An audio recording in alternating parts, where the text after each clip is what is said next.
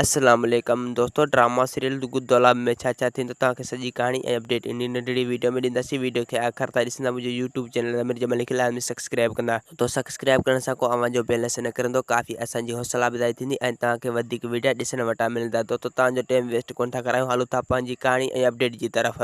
तो मुराद जा भाउर रज़न जे ॿिन्ही भेनरुनि खे मारे छॾींदा ऐं उन्हनि खे ज़िंदा न छॾींदा ऐं पोइ रज़न जा भाउर अची ॿई इहे लाश खणंदा। इहे लाश खणी वञी रज़न जे अॻियां पेश कंदा। रज़न जा होश ख़ता थी वेंदा ऐं उन जे घर में रोज़ राड़ो थी वेंदो ऐं पोइ रज़न ककर खे चवंदो त अगरि तूं ईअं न करीं हा त अॼु असां सां इहो मसइलो न थिए हा ऐं अॼु असांजा ॿई भेर वापसि अची वञनि हा घर।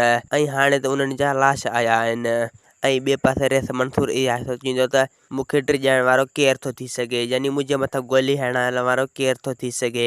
ऐं ॿिए पासे आंटी पुलिस खे घुराईंदो, पुलिस खे चवंदो त तूं मंसूर जो दुश्मन ॻोल्हे हथु करे ॾे, जेको मंसूर मथां बार बार गोली पियो हलाए उनखे लेकिन मारण जी कोशिशि पियो करे।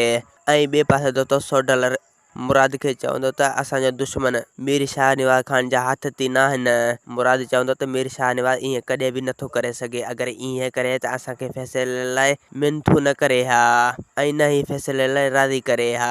त हू इहो पियो चाहे त ॻोठ में अमन थिए। ऐं मुराद चवंदो त सोट इहो तुंहिंजो अजायो वहम आहे, असांजे मुड़ुस मारण में मीर शाहनवाज़ जा अगरि हथ हुजनि हा त असांखे फ़ैसिले लाइ राज़ी न करे हा, यानी फ़ैसिले लाइ मिनतू न करे हा। दोस्तो असांखे ॾींदा हाणे इजाज़त, वरी तव्हां सां मिलंदासीं कि नई ईंदड़ वीडियो में। जेसीं ताईं पंहिंजो ख़्यालु रखंदा। ख़ुदा हाफ़िज़।